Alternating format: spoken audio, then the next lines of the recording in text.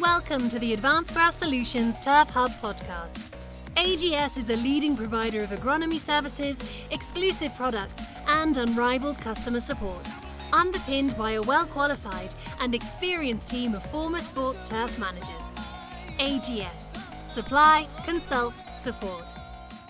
Today, I am joined by two very well-known names within the industry, Scott Tingley and Dean Tingley. Both were indoctrinated into the industry from a young age, following in their dad's footsteps, Steve Tingley, who has managed Wembley, travelled the world, and put these two on their first mowers as teenagers. I always have the time to speak with these two, and I usually pick up a thing or two from them along the way. Their knowledge and their work ethic are of the highest standard I see. What they both achieve week in, week out, and the ideas that they bring to the industry continue to impress me, and also makes me work harder. I, with many others, will be watching closely over the next 10 years as to what these two brothers will achieve. With no further delay, please welcome the Tingleys. So thank you ever so much, guys, for joining us this afternoon. I know the weather hasn't been great, fixtures coming up on you, so I really appreciate your time.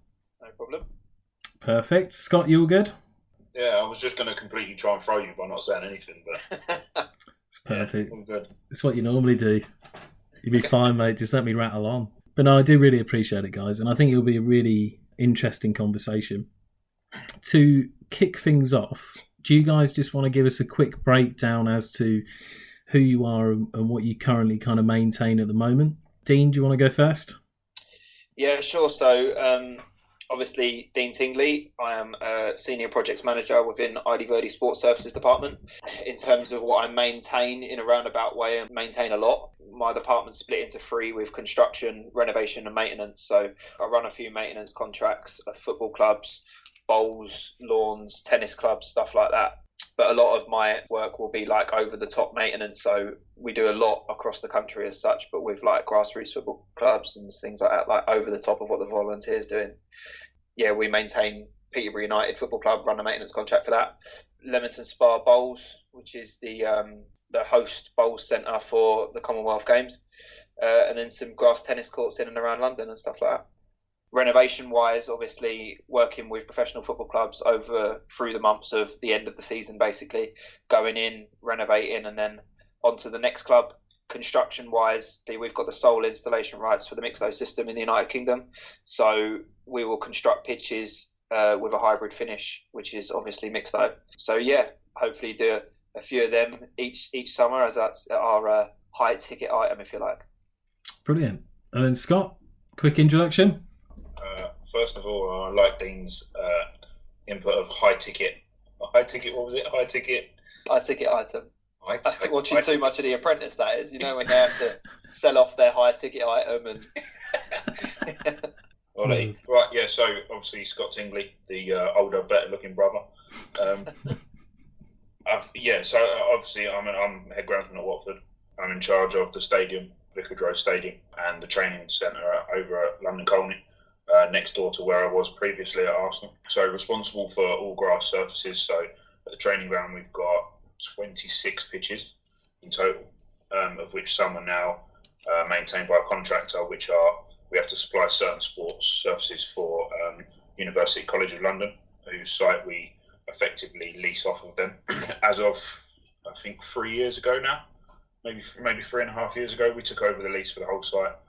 So we have to supply them with 7 natural grass pitches, football pitches, 2 rugby pitches, 2 lacrosse pitches, hard netball courts, American football, believe it or not, frisbee. So as well as obviously our academy pitches come underneath that bracket as well.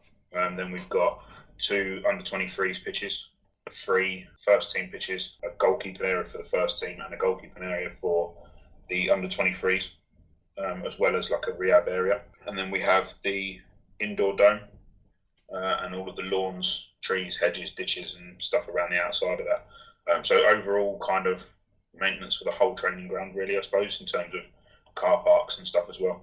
And then obviously the stadium, basically everything inside, the LED boards. Yeah, a little bit of consultancy for Udinese, based on the fact that our owner also owns Udinese. His father is the owner of Udinese, so he sends me out there, although that's not really happened for the last year because of what's been going on in the world. I haven't been able to travel out there, so that's kind of stopped a little bit.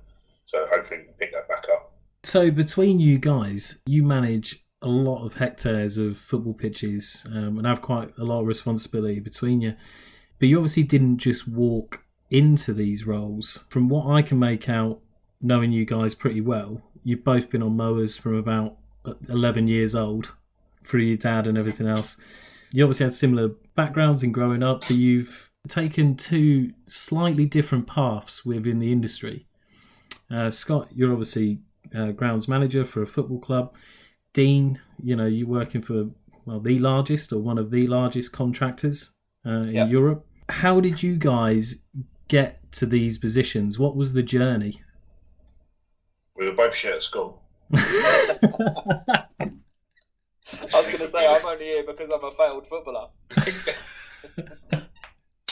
I think, to be honest with you, I actually had this conversation with my dad the other day, and he was talking to one of his members of staff, and he was basically saying that, I was going to say you're not going to be a millionaire being a groundsman. That, for some people that will happen. Do you know what I mean? But I think in general, it does seem to be an industry that people fall into, having not been particularly academic at school. That's not to say that people aren't bright, they're not intelligent, but I think realistically, it's a job for people that don't like sitting in an office. It's a job for people that want to be out there and doing stuff and being active, but also doing a physical hands-on job and something that you see the results of.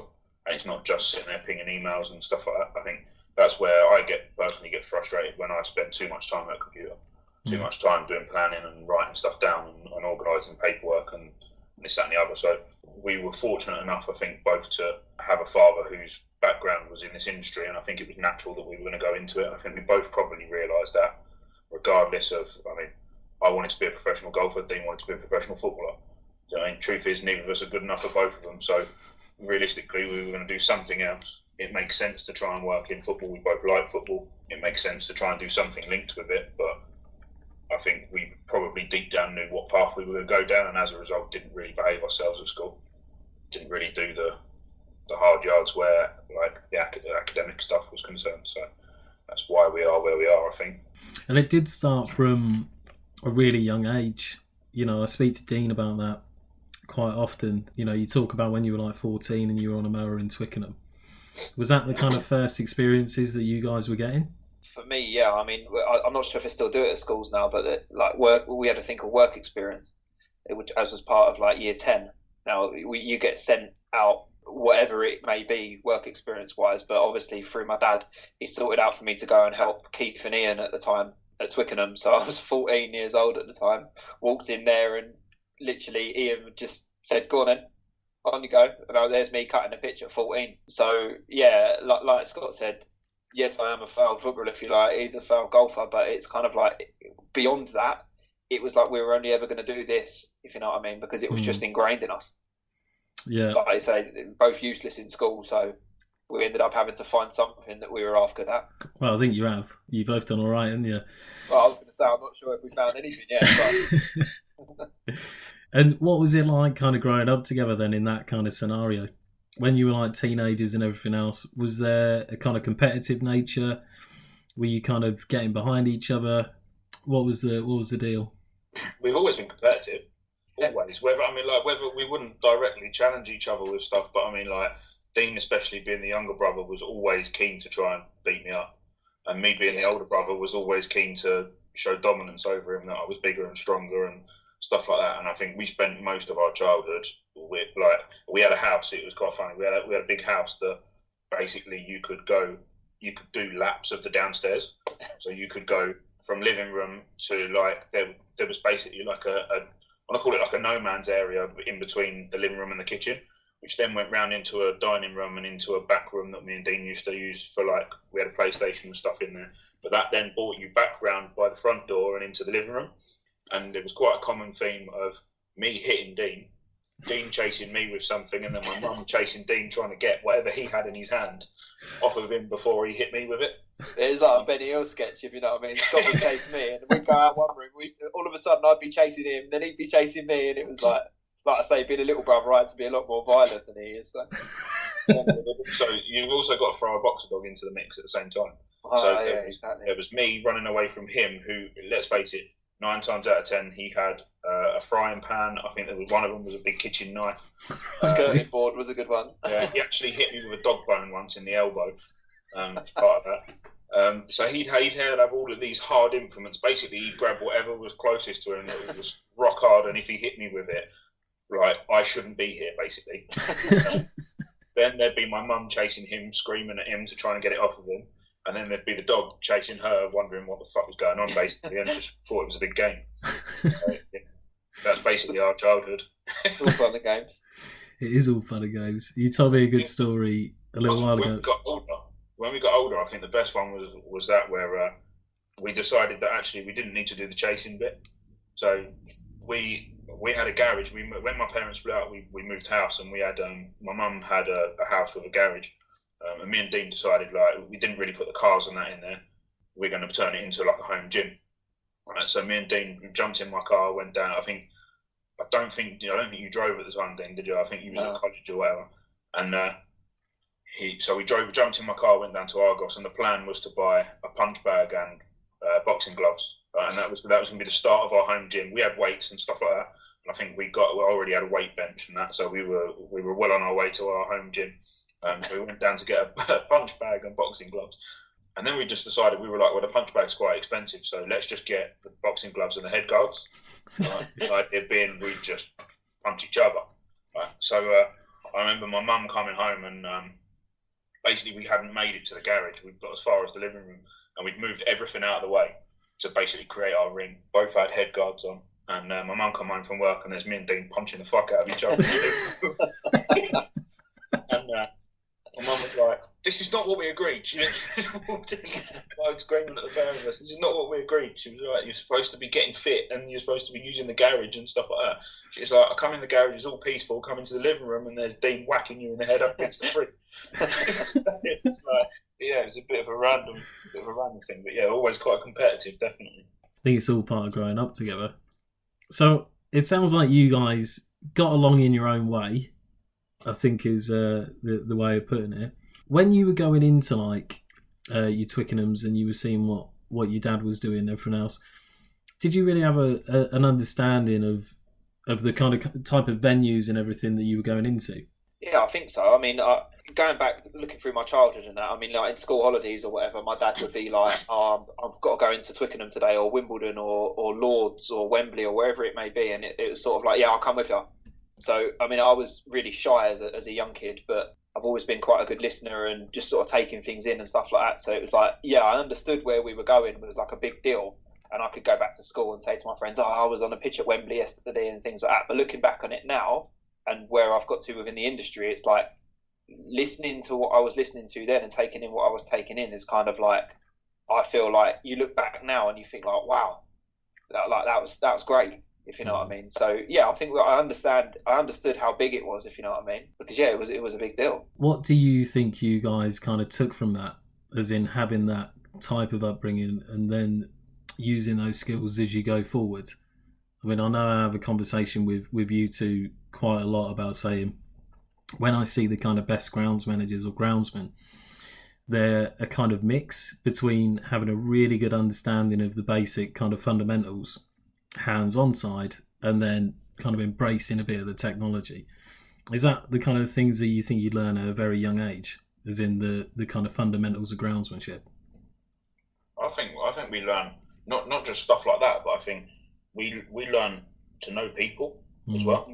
But it's just like, I think it's relationships with people. My dad used to take us to, he took us to a League Cup game at Wembley.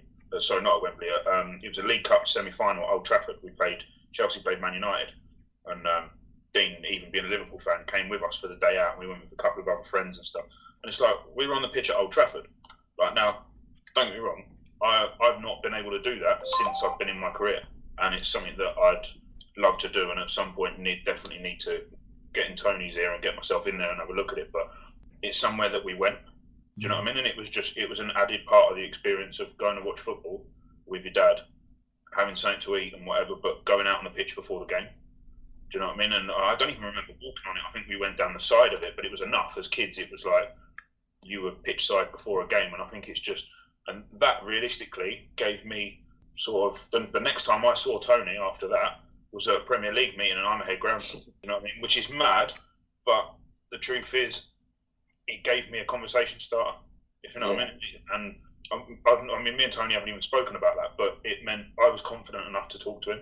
Do you know what I mean? And me realistically going in, I'd been a head groundsman for a month when I went to this Premier League meeting, and I was like a little fish in a big pond, if you know what I mean. I kind of walked in there and I was like, oh, it's Tony from Man United. I recognised him straight away, and it was like I had the confidence to talk to him, if you know what I mean, because I'd had a conversation with him previously, and like we've not spoke about it, like I said, but he would remember me and my brother going in there as kids with my dad and stuff like that. And I think it gives us more of a sort of a platform, and I think we probably take that for granted a little bit as well.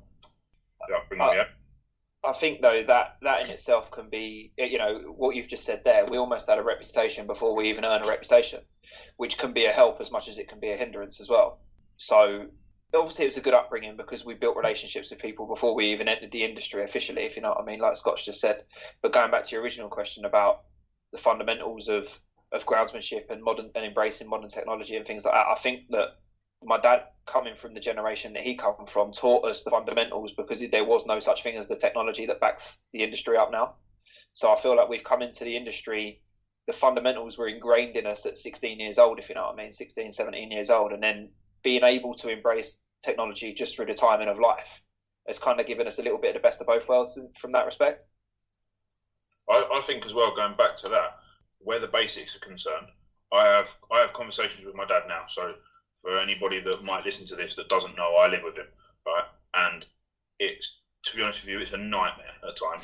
But we watched it during the first lockdown. He made me sit through a cup final, which was Tottenham, I want to say Coventry. There was a cup final from like the 90s or something, and he made me sit through it because it was Wembley and it was his pitch and this, that, and the other. And it was terrible. And I'm looking at it thinking, you used to be like, do you know what I mean? At the time, you were what people saw as the pinnacle of our industry, right? And I saw the ball go down the touchline, right? It was going out for a throw. It caught the white line. It then rolled down the white line, and the player kept it in because there's no grass in it. Do you know what I mean? And it was like, and I'm taking the piss out of him, but that actually helps me to sort of ground me a little bit because his knowledge of sports turf is so vast, but actually still incredibly basic. If you know what I mean. So, no, he quite often says now, if I'd have had all the things available then, what you've got available on the market now, he said my pitch would knock spots off of all of them. Like, because he never had anything, if you know what I mean. He told me the other day he used to feed it 4 times a year. This is Wembley Stadium, fed 4 times in a year. Like, do you know what I mean? He used to, like, top dressing, he reckons he used to do it by hand. Like, and this is madness. Madness. It is, but for me, like Dean, you spend a lot of time with him, obviously working with him. But I mean, like I'll have conversations with him, and I remember he came into Vicarage Road once, and he said to me, he was like, I can't remember what I did. I think I was spraying iron or something, which Matt, you'll know is rare. I think I was spraying iron, and I'd cut the pitch first, right? And he came in, and he was like, "What are you doing?" And I went, "Oh," I said, "We've cut." I said, "And then we're going to spray this afternoon." I think I actually got him in here. I think he said to me, he was like, "Oh, I'm going to pop in," and I was like, "Well, be quick because I'm going to spray." So I think he then asked me, he was like, "What are you spraying?" And I said, "Iron." And he went, "What? And you cut first?" I was like, "Well, yeah. Why wouldn't I?" He was like, "I'd never have done that in my day. Just wouldn't do it. It's not a done thing." And I was like, well, "Why?" I couldn't get my head around it. I think he asked what else was in the mix and that, and I told him a little bit of liquid feed, some iron, and some Primo Max. And I remember he stood there and he went, "What the fucking hell's Primo Max?" And I was like, What do you mean? What is it? And the truth is, he'd never even heard of it. Do you know what I mean? He didn't know it existed. He didn't know there was such thing as a grass, like growth retardant, if you like. He just didn't know. It never like. I mean, I guess it wasn't technology when he was available. I don't know. He just didn't know it existed, and I was amazed by that. But I think it does. It definitely grounds you and keeps you in line. Like it stopped me doing anything stupid. I think knowing the basics. If you know what I mean, because it's very easy to get carried away, look at your pitch and go, "Oh, it's good, but it could be this." Do you know what I mean? It could be this, like this. It could be better in this way. It could be better in that way, and you can get too greedy. And I think like having the background that we've had of basics and drilled into us and stuff, I think stops you doing that stupid shit. it stops you mixing iron with stupid products and risking things. You take educated risks as opposed to sort of risks for the sake of taking a risk, because it's very easy to look at it and go, I want that to look 5% better. But if you get it wrong, it will look 20% worse, at least. Yeah. So I think there's a big part of that you get from fundamentals and basics, definitely. And you guys both had, as well as your dad, you then kind of progressed on, Scott, with Arsenal Training Grounds. Dean, you at Chelsea. What did you take from that, guys? Well, we actually both worked at Chelsea. So I was for 5.5 years, and Dean, what did you done match days with us at first, didn't you? And then done a year at Cobham? Yeah, so I got into doing match days basically because you were there and I wanted to go and watch a game of football. So at the time, bear in mind, I still at that age. This is probably what, Scott, 2005, 6, 7. I started there in 2004, January 2004. So right. Yeah, and I was there for 5.5 years. Okay, so I'm 15, 16, 17 when I started doing match days there, and I still, to be honest with you, I had no interest in a long-term career in this industry, if you like. It was just luckily enough, I got paid for it. It was a match day job that I got paid for, which was good, which was great. You get to watch Champions League football and got 9 times out of 10 at McDonald's. That's it. He was definitely in then. Yeah. So off the back of that, I ended up going full-time for a year. And I'm sure I'm in Cobham, that was, and lots of pros and cons come from that. To be fair, it was a good experience, but I think it made me realise long term that my career isn't necessarily in maintenance on a day-to-day basis, because it just didn't really, at the time I was 21, and it didn't really inspire me that much. Looking back now, if I could go back and be that 21-year-old again, I'd probably be a bit more enthusiastic about the job I had. But I quickly decided, no, this isn't the route I want to go down with my career. It's the same industry I want to work in, but I want to go like a slightly different route with it, which is probably what sent me in one direction and Scott in the other. So where did you go? You went with your dad after that? Yeah, so I went back contracting. At the time, he'd just taken on a maintenance contract of London Irish Rugby Club. So I headed that up at the same time as going out and about contracting. So we were still doing renovations at the end of the year, but on a day-to-day basis, basically throughout the winter, I would have this elite training centre to look after from a maintenance perspective. So I was getting a little bit of everything, and we had exciting projects on at the time because we had the Rugby World Cup where we were a training facility. I'm producing pitches for the All Blacks and Wales, who were top side at the time, Fiji, Samoa, and off the back of that, it was an NFL training facility. So anybody who was playing at Wembley was training there. So all of a sudden I'm producing pitches that I've got sole responsibility for elite athletes, which at Chelsea, as much as I look back at it, and like I say, I probably would like to embrace the opportunity as a 21-year-old again, but I probably took it for granted and just went through the motions as such, because I was just a member of staff, if you like, where all of a sudden I jumped into something where I had responsibility. And that was a big thing for me. And then Scott, that was a bit different for you then. You kind of went groundsman route. Yeah, to be honest with you, I really enjoyed my time at Chelsea. I think it's often forgotten about, and I think a lot of the time everyone always talks about Arsenal, and I mean I'll come on to that, and it's a great experience. But Chelsea was my grounding. Do you know what I mean? And you look at it now and go, Jason and Kevin realistically probably turned me into a man, if you know what I mean, because some of the stupid shit that we used to talk about. Some of the stupid stuff that we used to do and get away with, and it was just a different world. It's not like you wouldn't be able to do it now. Do you know what I mean? I don't even know. I don't even know if I want to say some of the stuff that happened. No, but I agree with you, because there's some unbelievable memories from that time, and it was such a good time. I can remember sitting at the stadium, right, and there was Kevin, who was my boss at the stadium. Yeah, Jason was obviously overall in charge of the stadium and training ground, but spent a lot of time at Cobham because it was a new site and whatever. Jason had a guy called John Eves who was in charge of the training ground, right? And for anyone that knows John at all, right, he's a lovely bloke, but he's very I don't even know how to explain it. He's too kind-hearted, if you know. Yeah, he was so easy to you knew you could do something to wind him up. Do you know what I mean? But he wouldn't get the ump with you. He'd just kind of laugh it off. Do you know what I mean? But John wasn't my boss. John ran the training ground on Jason's behalf, basically. And I remember John had just gone out and bought a brand new pair of Puma trainers. right? And they were like 70 odd quid, something like that. And he'd left them at Cobham and came for a meeting with me and Kev at the stadium. I think he'd come to pick something up or whatever, and come and had a chat with us and had a coffee and stuff.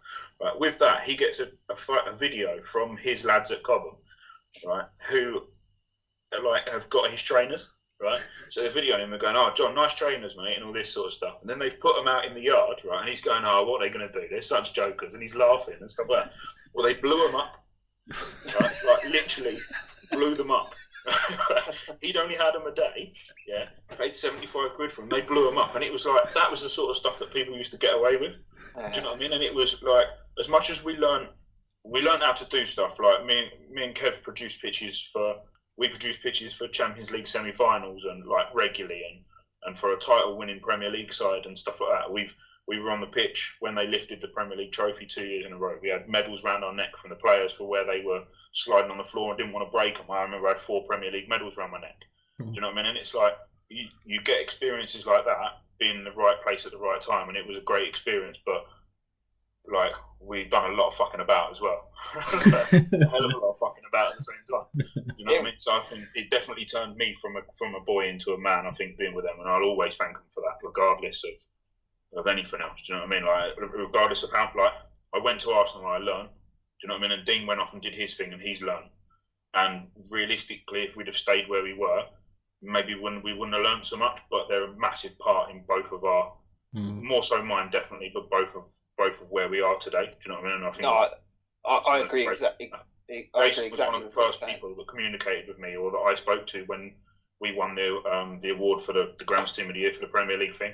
And I just said thank you to him. Do you know what I mean? I hadn't really spoken to him for a while, but it was for me, it was important to make sure that I thanked him. Do you know what I mean? He contributed towards it. So I think that kind of gets a little bit lost. Do you know what I mean? And I think as much as we did fuck about, I learned a lot. Yeah, and that's kind of what I was getting at in terms of I wish I could go back and do it again, because all my memories of it are like all good time memories, if you know what I mean. We had so much fun. And it was such a good time. Like Scott said, the team was winning. It was high-profile fixtures all the time, and it was a big deal, if you know what I mean. But I probably just took it all for granted at the time. I was a 21-year-old kid, and I'd love to go back there now and live all that again, but from a professional perspective, because I was probably unprofessional then because I was just a kid, if you know what I mean. I was just a kid. So think about that now, though, Dean. I was 22 when I left Chelsea. Yeah. Do you know what I mean? So you were talking about wanting to embrace it more as a 21-year-old. Like I started there when I was 16. Yeah. Do you know what I mean? And it's like I've done 5.5 years or whatever it was. I think it was 6 seasons or whatever, 6.5 seasons or whatever I did. And like you look at that and think I never even really had the opportunity to embrace it. Do you know what I mean? Before I had the opportunity to actually really grasp it and decide what path I was going to go down, I was gone. But that's I actually said recently the match day job I had there I held on to for about 5 or 6 years before I went full time. And I enjoyed my match day job so much so that one of my biggest regrets is going full time, because, and that isn't because of the job that I took. It was because I loved the match day so much that I think I would still be there because out of choice, because I loved it. But the fact that I went full time and then when I left, it was kind of like, well, when I left, I cut ties. But like the match days were just some of the best days of my life, to be honest with you. It was so good, so much fun. Obviously the football, and again, all my memories of it are how good the football was and how much fun it was. But I wish, knowing what I know now, I wish that I combined that with proper industry experience that I'd invested my time in, rather than just plodding about with a mower at the time and marker, because that's what I was doing. I think the thing with it as well is like, even thinking back from my point of view, like I was obviously full-time member of staff when you were a match day member of staff, and it wasn't then like it is now, in so much as if it was going to rain on the match day, we would definitely prepare on the day before. Do you know what I mean? There'd be no, like, it was all done and dusted. So match day, realistically, we didn't do anything other than put the goals up until the game kicked off. Do you know what I mean? And like a bit of divot for the game. So sometimes we'd be there from 8 o'clock, but we wouldn't do anything. So all we'd do is fuck about. We'd go to the Cap and have breakfast. Do you know what I mean? Just stupid little things like Craig David used to go in the gym at the stadium, right? And like Kev would be mixing up the sprayer, and I'd hide behind a concrete pillar and just go, Craig David, and all this sort of shit. So Kev would get the abuse, do you know what I mean? And you'd have Craig David turning around and saying to Kev, like, you don't think I've ever heard that before, mate? Kev's like, what? I never even said anything. You know what I mean? And we'd hurl abuse at people, yeah, just to make sure that someone else got the reaction. So we'd hurl abuse.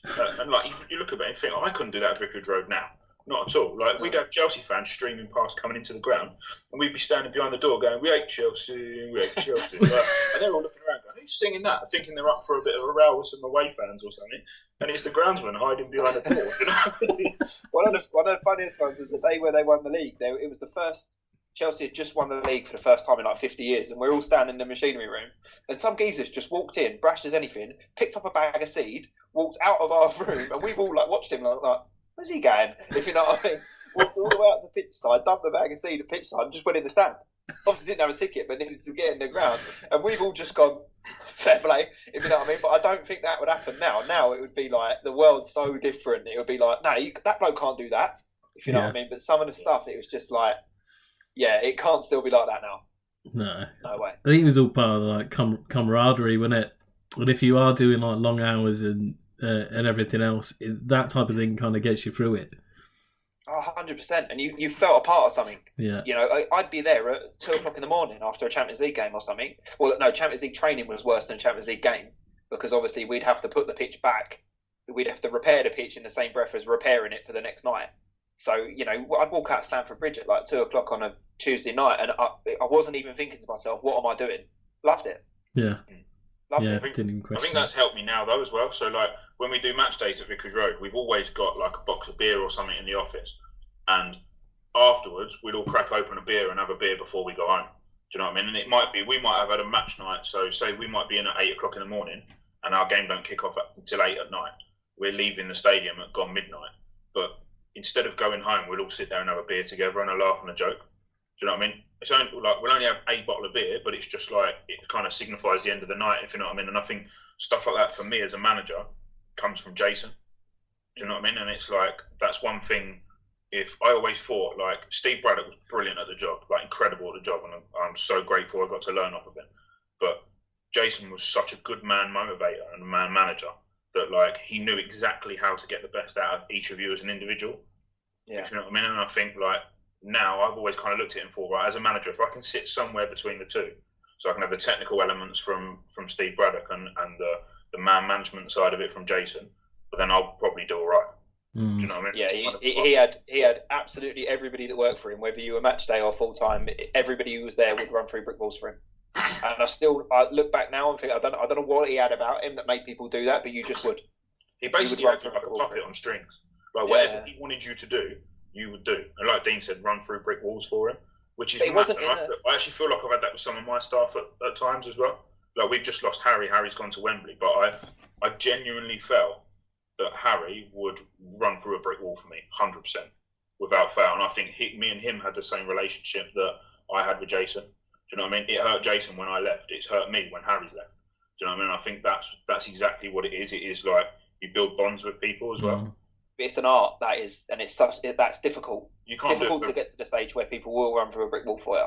Yeah. There's an art to it. I completely agree, but I think when that does happen, the feelings are reciprocated. You know what I mean? Yeah. So if they'll do that for you, you'll do that for them. If you can get the best out of the individuals and work as a team, you're going to achieve some amazing results. But that's an interesting thing that I didn't actually know about that from you two. So that was really interesting. And then Scotty, you went on to Arsenal training grounds from Chelsea. Yeah. And how was that? I think it's important to talk about that. I think like, it's been very well documented, but I think like, I say the same thing over and over again, but there's a lot of hidden truths to it as well. I think like, I had a great time there. Do you know what I mean? But I worked my bollocks off. That's the truth of it.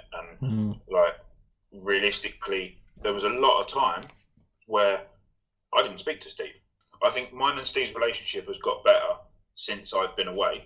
Do you know what I mean? And since I've done what I've done and matured and and I think I now talk to him on a level, and I think that's probably where our relationship always needed to be, but you have to get there, if you know what I mean. And I think we used to fall out a lot, And there was times where I wouldn't, like, I'd go home and I'd just say to my dad, I was like, I just can't get, or whenever I didn't live with him, but whenever I spoke to my dad, I'd be like, I don't get him. Do you know what I mean? I don't get why I get so much grief from him at times, and like nothing I can do is good enough for him. Do you know what I mean? But like now you look at it and you just think, oh, I didn't have enough respect for him, I think, at times, but I've got that since I left. Do you know what I mean? And realistically, I think I've got a lot of that because of how probably successful I've been, if you know what I mean. Like I didn't ever imagine that I'd walk into this job at Watford and 2 years later be handed a trophy for Groundsman of the Year or Grounds Team of the Year in the Premier League. That just never even entered my mind. Do you know what I mean? I just but I wouldn't have it without him. Do you know what I mean? I wouldn't have it without my experience at Arsenal, and it taught you the basics and fundamentals of everything. Like literally I remember he turned around and said to me one day, we were brushing sand down holes in goal mouths. And anyone who's worked there will know just how particular this guy is with putting sand down holes. Right? So you'd have a sand soil pitch, right? And it'll blow your mind even more when I tell you we did it on a pure sand pitch as well. A sand soil pitch, right, that's been in there it was there for 7 or 8 years, say, before. Right?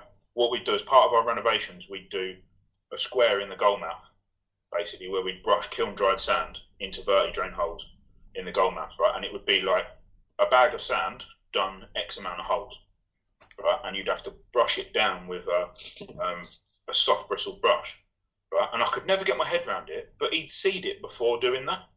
And the whole time you've been doing it with him, he'd mark it, he'd peg it all out, like measure it all out, and you'd be brushing it, and he'd go like, "You're brushing too hard, yeah? Like, don't brush because you're going to move the seed." And I'm thinking, "You put the fucking seed there in the first place. Wait till we're done then." Do you know what I mean? And it was like, but it was his way, and it was like, that's the way it's got to be done.